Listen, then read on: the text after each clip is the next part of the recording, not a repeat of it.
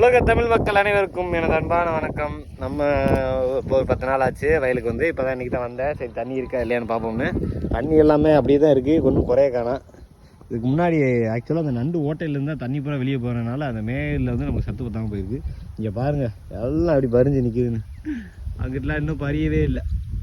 அதெல்லாம் இப்போ அங்கே இப்போ தான் லைட்டாக உள்ளேருந்து வெளியில் வந்துக்கிட்டு இருக்குது. அதிகமான இது வரல.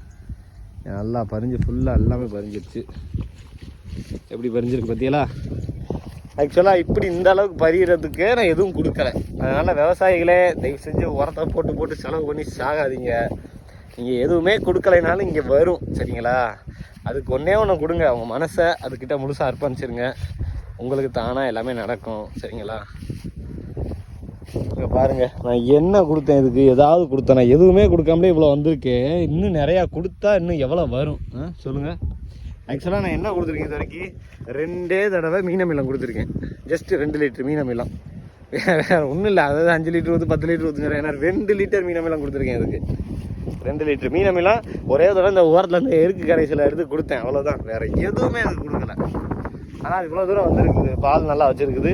இதுக்கப்புறம் இன்னொரு தடவை மீனமிலம் கொடுக்க வச்சுக்காம தான் ரெடி பண்ணலான்னு பார்த்தேன். என்னத்தை சாணியை போட்டு கரைச்சி ஊற்றி ரெடி பண்ணணுமேனு ஒரு அலுப்பு எடுத்து போய் உட்காந்துருக்கு. இந்த அலுப்பு தான் நம்மளோட பலவீனம்.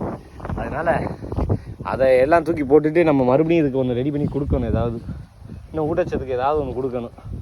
இந்த ஒயின் ஒன்று இருக்குது, அதை வேணால் அடிச்சுடுவோம். பேரிச்சம்பழம் ஒயின் போட்டு சும்மாவே கிடக்குது. அதை எடுத்து தண்ணியில் கலந்து இல்லைன்னா அது ஃபுல்லாக ஸ்ப்ரே பண்ணணும். அதை ஃபுல்லாக ஸ்ப்ரேயிங் சிஸ்டத்தில் கொடுத்தா நல்லா வரும். இதுக்குள்ளேயே நடந்து போகலாமா அப்படின்னு தெரில. ஏன்னா ஏற்கனவே நான் களை எடுத்துகிட்டு லைட்டாக இது பண்ணும்போதே கால்லாம் ரொம்ப அரிச்சிச்சு. ஸோ இனிமேல் உள்ளே போனால் கால் ரொம்ப அரிக்கும்.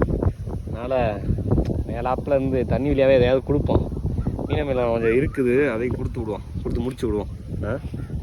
சரி ரைட்டு. நல்லா வந்திருக்குது பார்த்தீங்களா? இன்னுங்கெல்லாம் இன்னும் ஒன்று பரிய வேலை பாருங்கள். அங்கங்கே நிற்கலாம், அதெல்லாம் களை.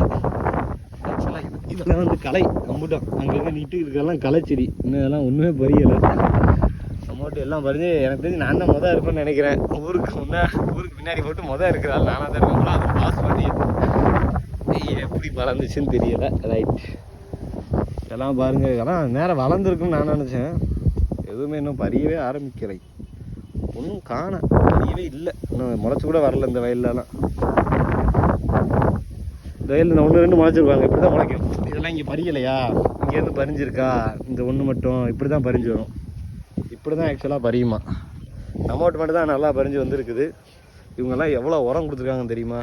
சரி ரைட், அடுத்த ஒரு நல்ல ஒரு வீடியோவில் சந்திக்கிறேன். நன்றி, வணக்கம்.